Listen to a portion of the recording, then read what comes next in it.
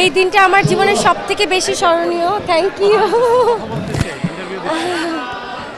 আমার জীবনের সবথেকে স্মরণীয় দিন এটি।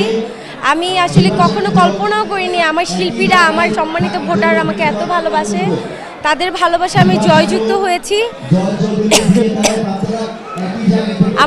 আমার কিন্তু অনেক জ্বর ঠান্ডা, তারপর আমি শপথ গ্রহণ করতে এসেছি, কারণ এই দিনের অপেক্ষায় আমি ছিলাম। তো আজকে আমার অনেক বড় একটি পাওয়া, আমার জীবন অনেক বড় একটি পাওয়া। একজন অভিনয় শিল্পীর আসলে প্রাপ্তির শেষ নেই। সে পুরস্কার, প্রশংসা, ব্যবসা সফল, সিনেমা উপহার দিবে এবং আজকে শিল্পীদের প্রতিনিধি হয়ে কাজ করবেন। এই বিষয়ে বা কতটুকু বড়ভাবে দেখছেন? স্যান্ডেলিনা সো, রূপচর্চায় আভিজাত্য।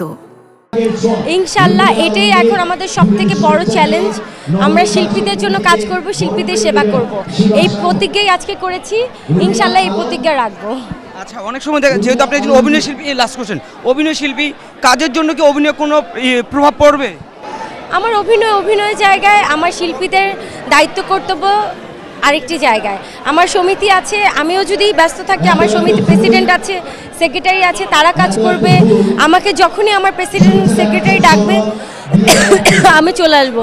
এই যে দেখেন আমি কিন্তু প্রচণ্ড অসুস্থ, গলা ভাঙা, কথা বলতে কষ্ট হচ্ছে, প্রচণ্ড জ্বর। নির্বাচনে আমি অনেক পরিশ্রম করেছি এবং পরিশ্রমের ফলও আজকে এই যে পেয়েছি, এই যে জয়ের মালা, এই যে সকল শিল্পীদের ভালোবাসা। হ্যাঁ, লাস্ট কোশ্চেন করি, সেটা হচ্ছে বিজয় হওয়ার পরে ভাই আপনাকে কি উপহার দিয়েছেন? আমার উপহার তো আমার সম্মানিত ভোটাররা দিয়েছে। আপনার ভাইয়া কি দিবে? আপনার ভাইয়ার কাছে আমি কিছু চাইও না, বরঞ্চ আমি তাকে উপহার দিব। কারণ সে আমাকে যেই পরিমাণ সাপোর্ট করেছে, যেই পরিমাণ আমাকে সময় দিয়েছে, আমার জন্য যে পরিমাণ খেটেছে, আমাকে সহযোগিতা করেছে, এই জন্য সে গিফট পাও না আমার কাছ থেকে। অবশ্যই অনেকবার জানিয়েছি, কৃতজ্ঞতা জানিয়েছি।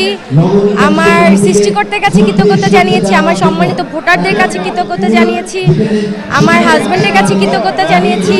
সবার দোয়া, সবার সহযোগিতা ছিল।